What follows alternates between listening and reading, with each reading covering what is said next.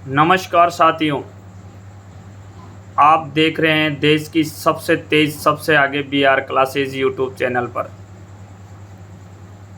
आपका इस वीडियो में स्वागत है। और इस वीडियो में लिया है हमने यांत्रिक विभाग का केरीज कारखाना अजमेर का इंटरमीडिएट जेई का पेपर लिया है, जो एग्ज़ाम कंडक्ट हुई थी 31/12/2021, यानी 6 महीने पुराना पेपर है।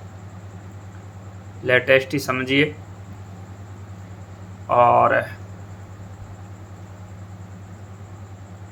देख लेते हैं, इसमें पढ़ लेते हैं एक बार।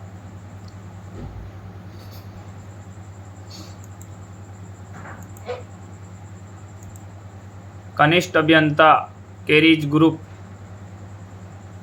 29 एवं 31 29 एवं 31 विभाग के अलावा 25% LDC ही कोटा पे मैट्रिक्स 35,400 से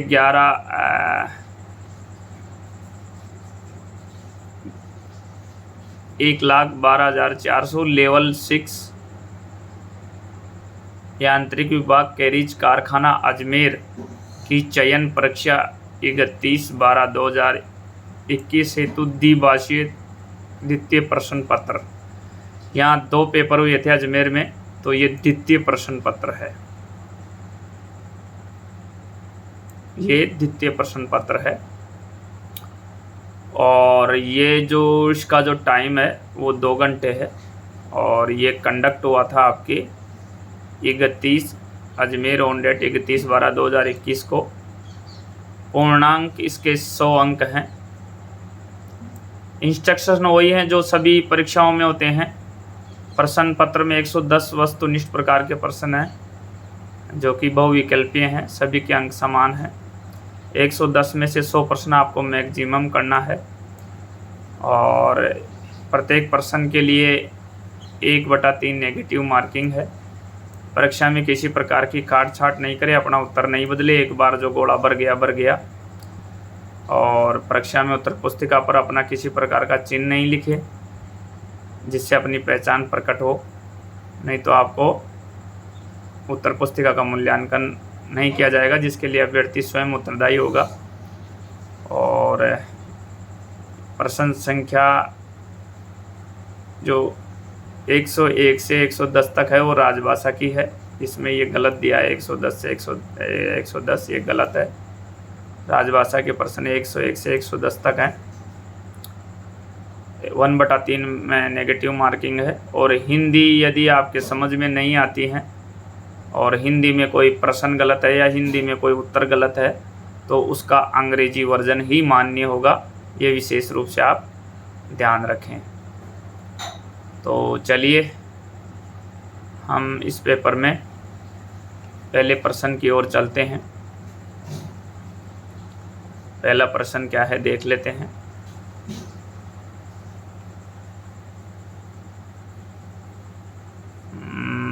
पहला प्रश्न है साथियों,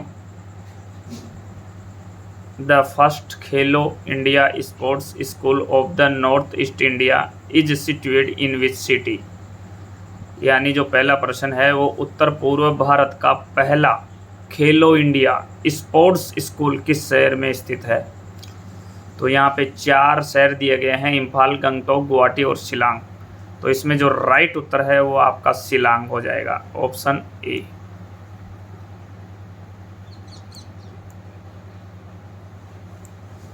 चलिए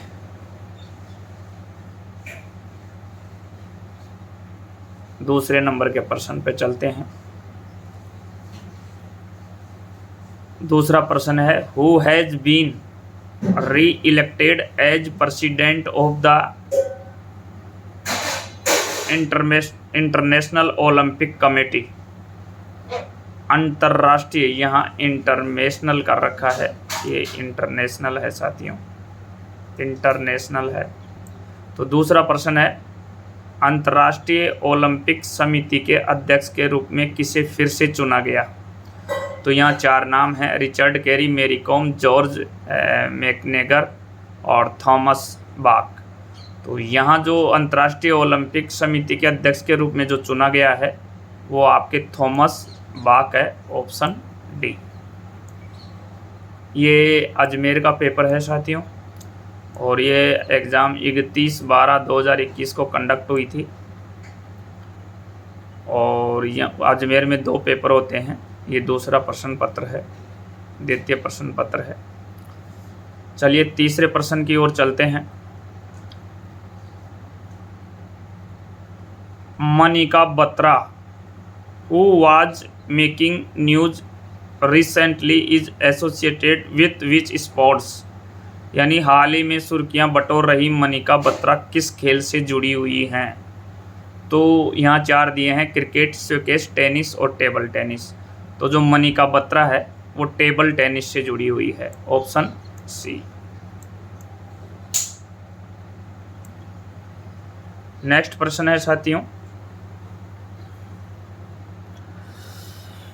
question number 4, who has been named as the ICC male cricketer of the decade and ODI cricketer of the decade, यानी आईसीसी पुरुष क्रिकेटर ऑफ द डिकेड और ODI cricket of the decade के रूप में किसे नामित किया गया है। तो यहाँ MS धोनी, स्टीव स्मिथ, डेनिड वार्नर और विराट कोहली। तो आपका यहाँ पे जो राइट आंसर है वो है correct answer option B. Virat Kohli को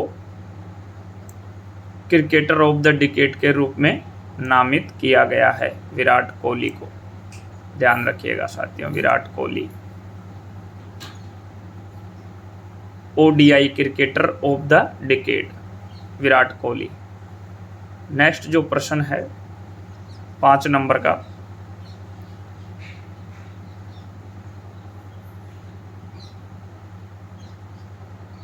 वो है टोक्यो ओलंपिक। अभी जो खेल हुए थे टोक्यो ओलंपिक 2020-21 में आयोजित हुए थे, भारत ने कितने पदक जीते। तो इसमें भारत ने टोटल 7 पदक जीते थे, 1 स्वर्ण, 2 रजत और 4 कांस्य। तो देख लेते हैं किसमें 1 स्वर्ण, 2 रजत और 4 कांस्य किसमें है।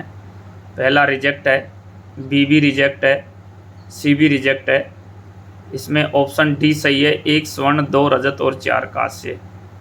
तो 5 का हो जाएगा डी ऑप्शन, 1 स्वर्ण, 2 रजत, 4 कांस्य। तो ऑप्शन आपके डी। ओलंपिक खेलों से संबंधित हैं, जिसमें मीराबाई चीनू, बजरंग पूनिया और भाला फेंक के अंतर्गत जो दीपक,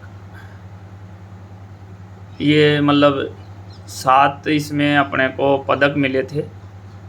टोक्यो ओलंपिक खेलों में 7 मिले थे, उनमें से 1 स्वर्ण मिला था, 2 रजत मिले थे, 4 कांस्य पदक मिले थे। चलिए प्रश्न नंबर 6 है, किस देश ने which country launched the world first double stack long haul container train. किस देश ने दुनिया की पहली double stack long haul container train का शुभारंभ किया। तो वो अपना इंडिया ही है, ध्यान रखिएगा, ऑप्शन सी। अपना इंडिया कम थोड़ी है, ये भी तो रेल चला रहा है 1853 से। चलिए RDSO का फुल फॉर्म पूछा है, तो RDSO का जो फुल फॉर्म हो जाएगा वो हो जाएगा, RDSO लखनऊ में है साथियों, और इसका फुल फॉर्म होता है research design and standard organisation.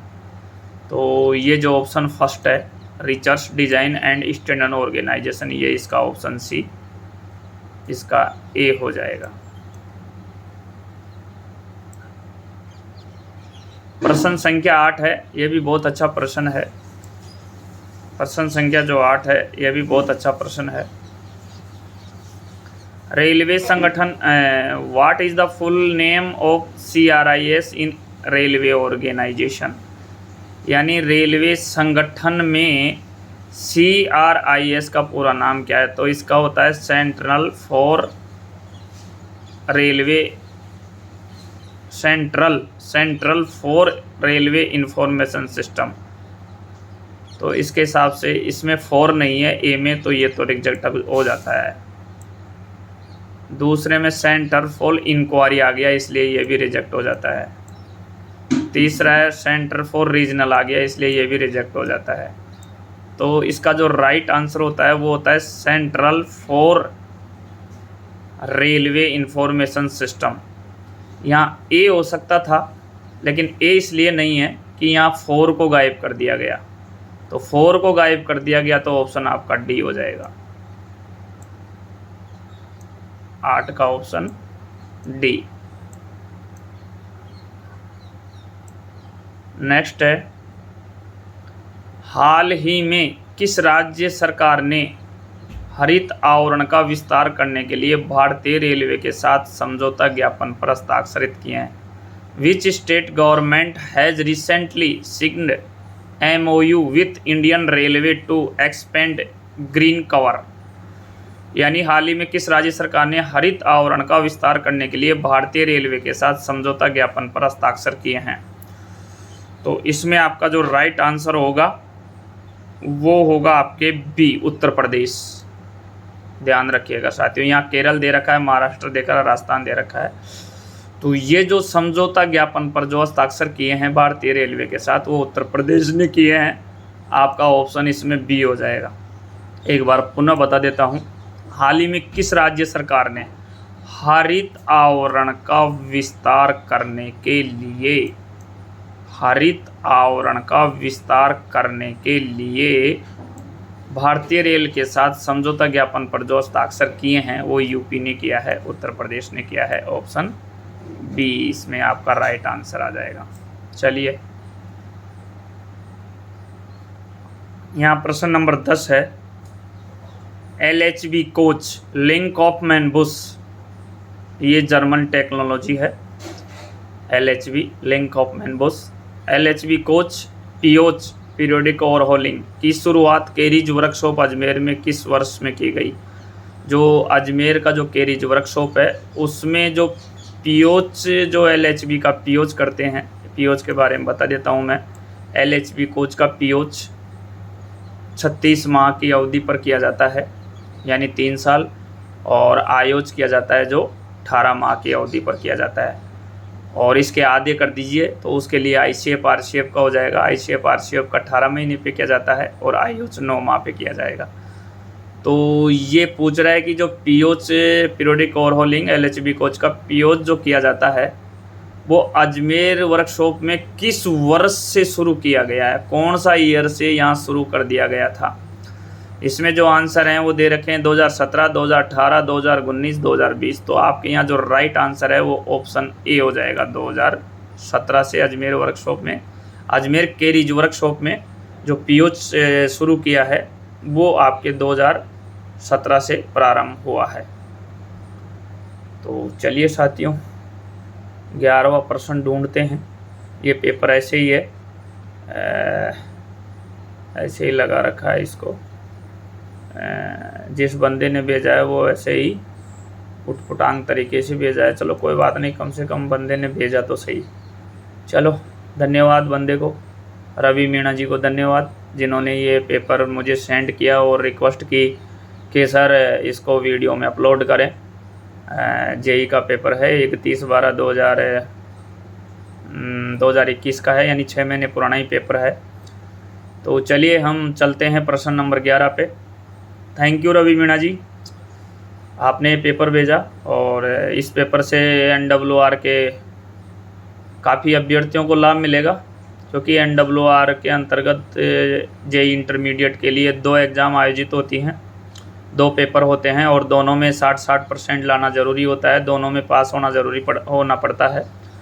और उसके बाद फिर APR देखी जाती है लेटेस्ट 3 ईयर्स की। तो रिटर्न के नंबर और APR के नंबर दोनों के मिला के फाइनल पैनल तैयार किया जाता है।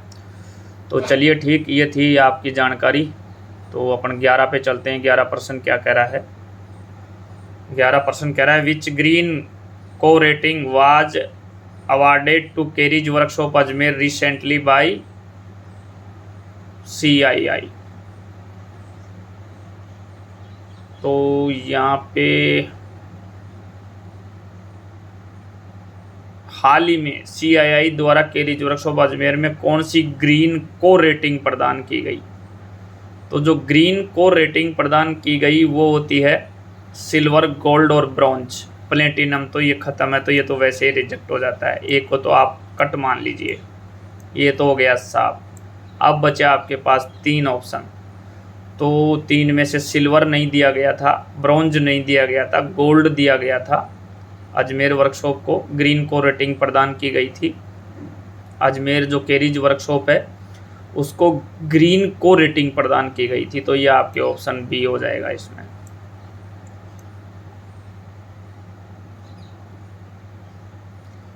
अजमेर वाले ध्यान से देखें,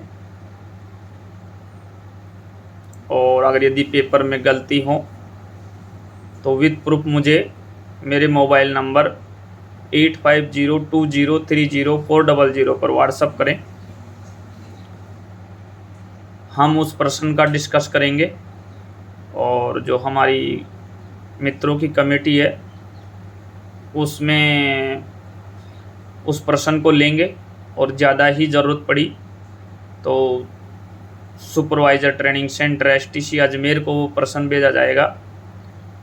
वहाँ जो पढ़ा रहे हैं इंस्ट्रक्टर महोदय, उनसे राय ली जाएगी।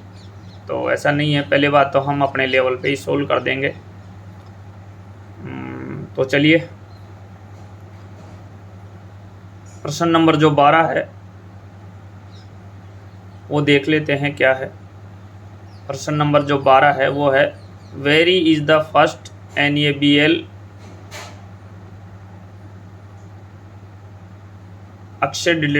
accredited laboratory in Indian Railways to get accredited with the latest specification ISO/IEC 170-25/2017 of NABL situated, यानी कि NABL के नवीनतम विनिर्देश IEC 17025 और 2017 के साथ मान्यता प्राप्त करने के लिए भारतीय रेलवे में पहली NBPL मान्यता प्राप्त NABL मान्यता प्राप्त प्रयोगशाला कहाँ स्थित है? तो मैं आपको ये बता दूं कि ये अजमेर केरिज वर्कशॉप में ही है। ये वहीं का पेपर है, वहीं का क्वेश्चन है और वहीं का उत्तर है। तो आप आंख मीच के सी लगा दीजिएगा, केरिज वर्कशॉप अजमेर। साथियों, कहीं का भी प्रश्न पत्र हो तो उस डिवीज़न का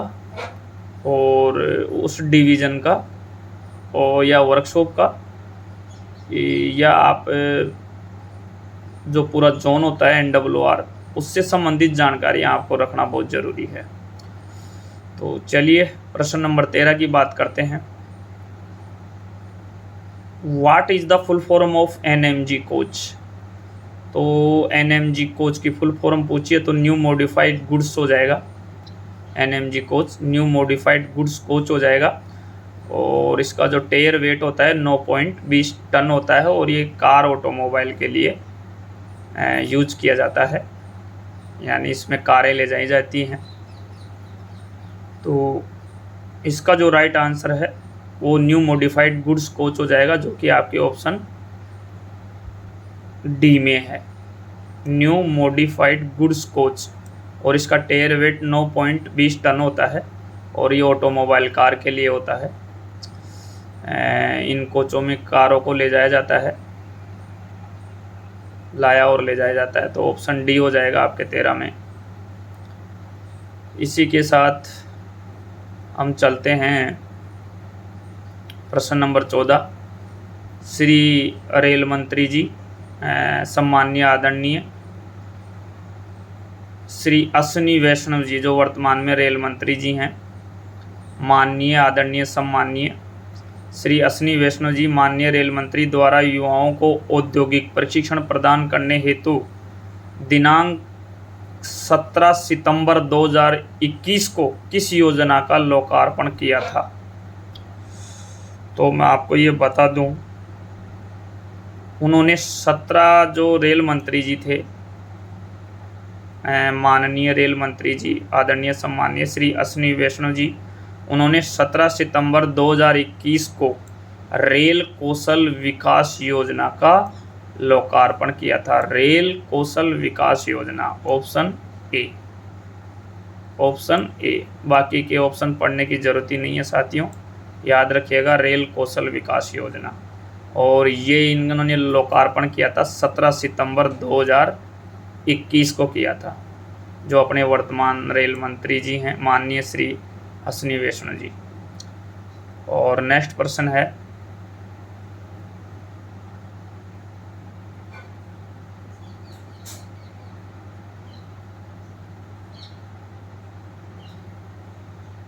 नेक्स्ट प्रश्न है, what is PMS in Indian railway term? भारतीय रेलवे में पीएमएस क्या है, यानी कि पीएमएस की फुल फॉर्म पूछी गई है।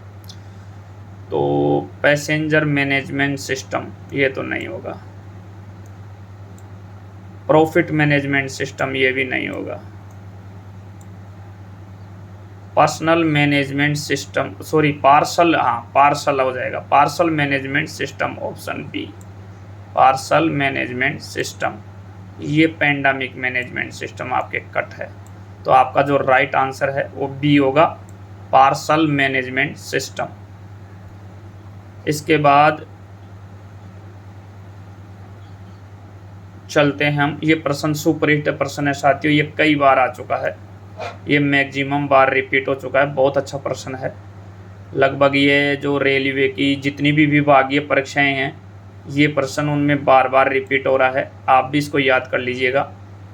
विच highest bridge is being called as the Indian railway engineering marvels? यानी किस उच्चतम पुल को भारतीय रेलवे के इंजीनियर चमत्कारों में से एक कहा जाता है? तो वो चेनाब ब्रिज है, जो जम्मू कश्मीर में बन रहा है। तो ऑप्शन सी, चेनाब ब्रिज, ध्यान रखिएगा। प्रश्न नंबर जो 17 है वो भी बहुत अच्छा है, बहुत इम्पोर्टेंट है। भारतीय रेल द्वारा Indian railways is to utilise and become a complete green mode of transportation by 2030, यानी 2030। तो हिंदी में देख लेते हैं, भारतीय रेल द्वारा यहाँ जो का उपयोग कर वर्ष 2030 तक पूर्ण रूप से ग्रीन मोड ऑफ ट्रांसपोर्ट, यहाँ बात हो रही है ग्रीन मोड ट्रांसपोर्ट की। तो यहाँ पे जो आपका राइट आंसर आएगा वो देख लेते हैं। यहाँ पे जो राइट आंसर आएगा वो आएगा आपके सौर ऊर्जा आएगा, सोलर एनर्जी। जैव डीजल ऊर्जा नहीं आएगा यहाँ, सीएनजी भी नहीं आएगा और प्रोटॉन ऊर्जा भी नहीं आएगा। यहाँ पे आएगा ऑप्शन ए, सोलर एनर्जी।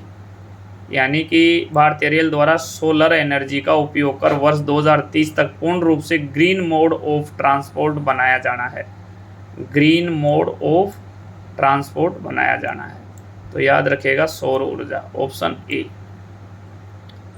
प्रश्न नंबर 18 है, ये बहुत अच्छा प्रश्न है साथियों, विभागीय परीक्षाओं में खूब आया हुआ है, जेई के एग्जाम में भी, रैंकर कोटे में भी और अन्य टेक्निकल एग्जाम में भी खूब आया हुआ है। वेरी इंपॉर्टेंट प्रश्न है ये। निम्न में से किस रेलवे स्टेशन पर सभी तीनों गेज हैं, ब्रॉड गेज, मीटर गेज और नैरो गेज? तो लखनऊ में नहीं है, आपको बता दूं तीनों गेज नहीं है लखनऊ में।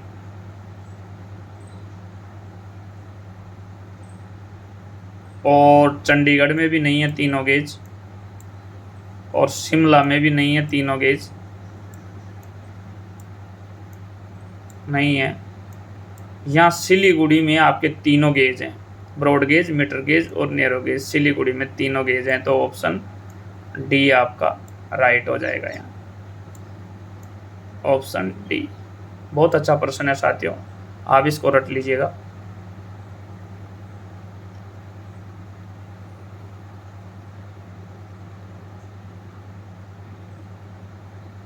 अपन हो गए, ये हो गए सर 18 प्रश्न हो गए। 19 पे चलते हैं।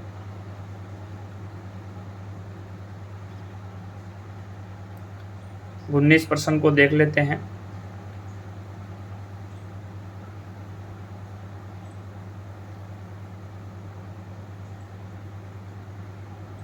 मैत्री एक्सप्रेस भारत को निम्नलिखित में से किस देश से जोड़ती है? मैत्री एक्सप्रेस भारत को निम्नलिखित में से किस देश को जोड़ती है? तो जो मैत्री एक्सप्रेस है, द मैत्री express connects India with which of the following country, यानी मैत्री एक्सप्रेस भारत को निम्नलिखित में से किस देश को जोड़ती है? तो वो जोड़ती है आपको बांग्लादेश। Correct answer. नेपाल यहाँ नहीं है, पाकिस्तान भी नहीं है और म्यांमार भी नहीं है। ये जो करेक्ट आंसर है आपका बांग्लादेश हो जाएगा, ऑप्शन ए हो जाएगा इसमें।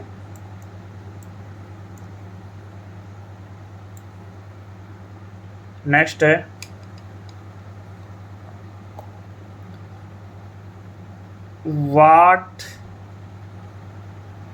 What was the name of Indian Railway operated longest freight train which had 251 MPT box and wagons? भारतीय रेलवे द्वारा संचालित सबसे लंबी मालगाड़ी का नाम क्या था जिसमें 251 खाली बॉक्स एंड वैगन का रेक था? ये भारतीय रेल द्वारा संचालित सबसे लंबी रेलगाड़ी का नाम, जिसमें 251 खाली बॉक्स एंड वैगन का रेक था, 251। तो वो था आपके शेषनाग।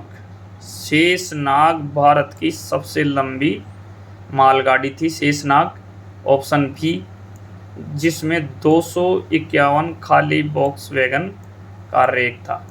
तो ये ऑप्शन आपके बी हो जाएगा।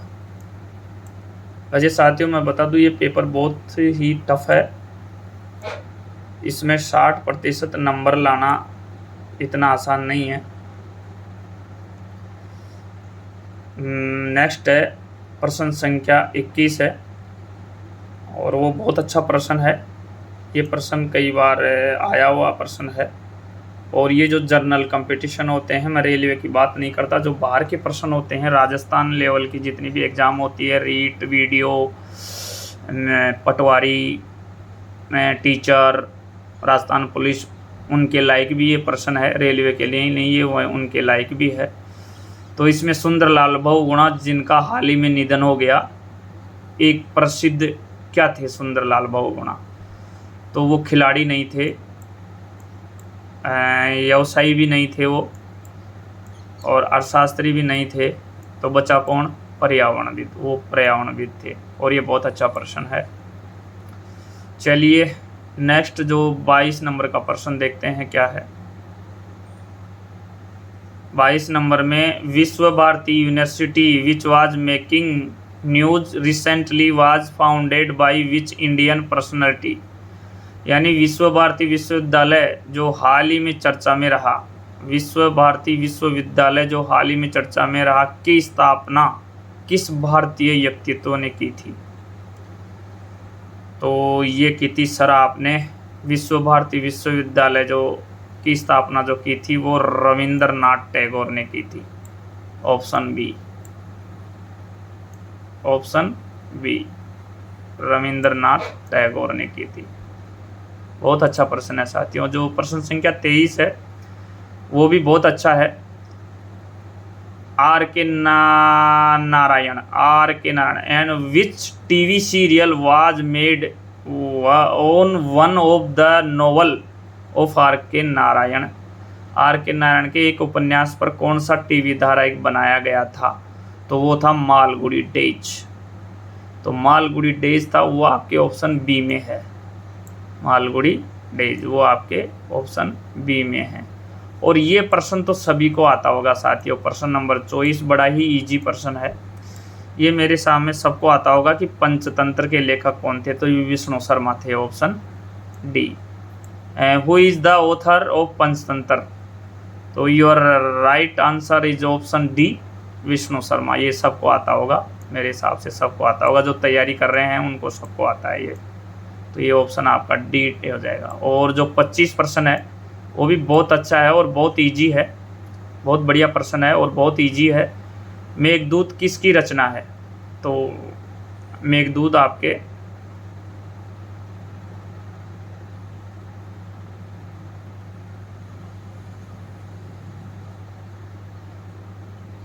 मेघदूत जो रचना है वो आपके कालिदास की है। इजी प्रश्न है। Whose creation is Meghdoot? Meghdoot किसकी रचना है? तो वो कालिदास की है, ऑप्शन ए। ये बड़ा इजी प्रश्न था और अच्छा प्रश्न था। चलिए साथियों देखते हैं कौन सा केंद्रीय मंत्रालय, which union ministry is implementing the umbrella scheme named Atal Vayu Abhyudaya योजना AVYAV, अटल वायु अभ्युदय योजना। तो चलिए हिंदी में देख लेते हैं कौन सा केंद्रीय मंत्रालय अटल वायु अभ्युदय योजना नाम की अम्ब्रेला योजना लागू कर रहा है। तो महिला और बाल विकास मंत्रालय कट नहीं, ग्रामीण विकास मंत्रालय कट नहीं, सामाजिक न्याय और अधिकारिता मंत्रालय, ये आपका अटल वायु अभ्युदय योजना लागू कर रहा है, option C. Correct answer C. और 26 में डी अल्पसंख्यक के मामलों के मंत्रालय, इसमें अल्पसंख्यक मामलों के मंत्रालय इसमें नहीं आएगा। अल्पसंख्यक मामलों का मंत्रालय इसमें नहीं आएगा। प्रश्न संख्या 27 है। 2021 में अंतर्राष्ट्रीय अंबेडकर सम्मेलन की मेजबानी किस शहर ने की? Which city hosted the international Ambedkar conclave in 2021? यानी 2021 में अंतर्राष्ट्रीय अंबेडकर सम्मेलन की मेजबानी अंतर्राष्ट्रीय अंबेडकर सम्मेलन 2021 में अंतर्राष्ट्रीय अंबेडकर सम्मेलन की मेजबानी किस शहर ने की? तो इसमें जो आपका राइट आंसर है वो नई दिल्ली है। नई दिल्ली इसका जो राइट आंसर है, नई दिल्ली, ऑप्शन बी। ये पुणे, वाराणसी, चेन्नई ये गलत है, नई दिल्ली करेक्ट है। प्रश्न नंबर 28 है। कोरोना टीकाकरण को बढ़ावा देने के लिए किस देश ने हर घर दस्तक अभियान शुरू किया? Which country launched knock every door companion to boost corona vaccine? Corona टीकाकरण को बढ़ावा देने के लिए किस देश ने हर घर दस्तक अभियान शुरू किया? तो वो कोई सा ही देश नहीं है, वो देश आपका भारत ही है, ऑप्शन डी। भारत कम थोड़ी है, सबसे आगे रहता है भारत। चलिए ऑप्शन डी, आंसर डी।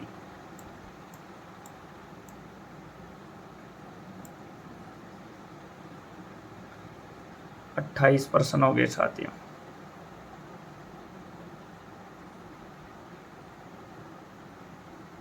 चलिए 29 में चलते हैं। Which of the following is true for Taragarh fort? Taragarh दुर्ग के लिए निम्न में से क्या सत्य है? बहुत अच्छा प्रश्न है। तारागढ़ के लिए क्या सत्य है? पूर्व का जिब्राल्टर, बिल्कुल तारागढ़ दुर्ग को पूर्व का जिब्राल्टर कहा जाता है। अरावली का अरमान, ये भी कहा जाता है तारागढ़ दुर्ग को। गठबीडली, ये भी कहा जाता है। ये आरएस के लायक प्रश्न है साथियों, जो आपके जेई में दे दिया। ये जो प्रश्न है पटवारी, ग्राम सेवक और रिट और आरएस प्री के लायक प्रश्न है, जो आपके जेई में दे दिया गया है अजमेर। और अजमेर में आरपीएससी है। क्या पता अधिकारी महोदय आरपीएससी से बहुत ज़्यादा प्रभावित हुए हों और उन्होंने बहुत अच्छा प्रश्न डाला है। धन्यवाद अधिकारी महोदय को, बहुत बहुत धन्यवाद। उन्होंने बहुत अच्छा प्रश्न डाला है और बहुत गजब का पेपर बनाया है, उसके लिए भी वो धन्यवाद के पात्र हैं। हम उनका सम्मान करते हैं और प्रशंसा इसलिए कर रहे हैं कि प्रश्न बड़े ही ज़बरदस्त डाले हैं पेपर में। अभ्यर्थी को एक बार तो चक्कर ही आते रहेंगे। लेकिन चलो ठीक है, बहुत अच्छा प्रश्न है। तारागढ़ दुर्ग के लिए निम्न में से क्या सत्य है? तो इसको पूर्व का जिब्राल्टर भी कहा जाता है, अरावली का अरमान भी कहा जाता है, गढ़बिडली भी कहा जाता है। तो आपका जो आंसर होगा उपरोक्त सभी, all of the above, option D. बहुत ही गजब और अच्छा प्रश्न साथियों, बहुत ही अच्छा और गजब प्रश्न है साथियों, गजब। प्रश्न नंबर 30 RS प्री का प्रश्न है ये। प्रश्न नंबर 30, प्रश्न नंबर 30 देख लेते हैं क्या है। 1988 ईस्वी में अजमेर रेलवे स्टेशन के सामने विक्टोरिया की स्वर्ण जयंती के उपलक्ष्य में किस ऐतिहासिक भवन का निर्माण हुआ था? तो 1988 की बात कर रहा है साथियों, 1988। अरे एग्जाम में उसे, ये तो पसीने लाना वाला पेपर है। अजमेर रेलवे स्टेशन के सामने विक्टोरिया की स्वर्ण जयंती के उपलक्ष्य में किस ऐतिहासिक भवन का निर्माण हुआ था? मदार गेट, सचिति धर्मशाला, क्लॉक टावर, शहीद स्मारक। इसमें जो सामने वाले ने टिक लगा रखा है वो क्लॉक टावर पे लगा रखा है, लेकिन मैं इसमें 100% नहीं हूँ। चलिए, ये प्रश्न आपके कमेंट बॉक्स के लिए छोड़ा, आप बताना। अजमेर वाले बताएंगे, जो अजमेर वाले देख रहे हैं, इस पेपर को दिया है अजमेर वालों ने। तो जिन अभ्यर्थियों ने पेपर दिया है, अपियर हुए हैं, वो लोग या अजमेर के जो अभ्यर्थी हैं वो बताएंगे। कमेंट्स बॉक्स में कमेंट्स करके बताइएगा। प्रश्न नंबर 30 आपके लिए छोड़ा। प्रश्न नंबर 31 है, राजस्थान में किस त्यौहार पर खेजड़ी वृक्ष की पूजा की जाती है? वेरी गुड, ये तो राजस्थान पुलिस का प्रश्न दे दिया भाई। राजस्थान में किस त्यौहार पर खेजड़ी वृक्ष की पूजा की जाती है? तो ये जो त्यौहार है आपके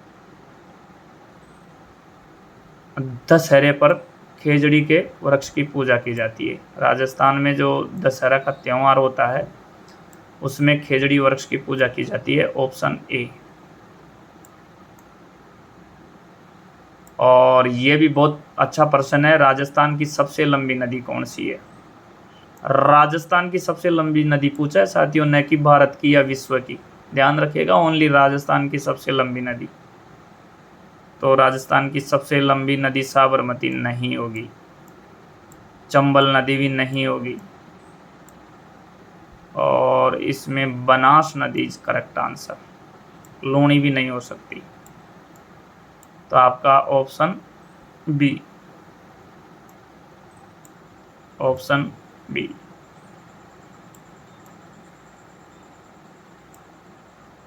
प्रश्न नंबर 33 है,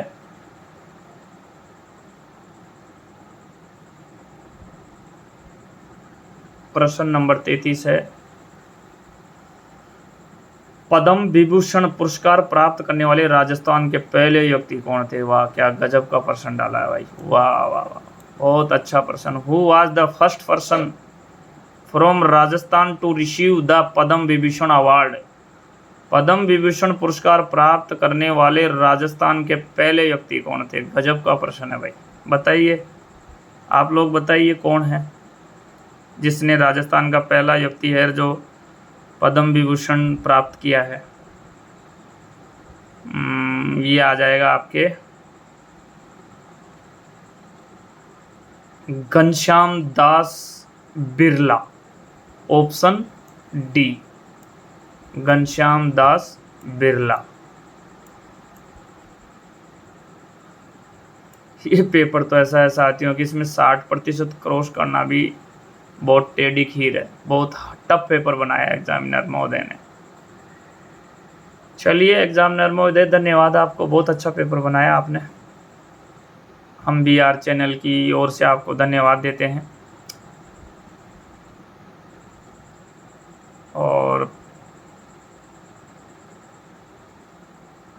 प्रश्न नंबर 34 है, इसकी हिंदी गाइप है।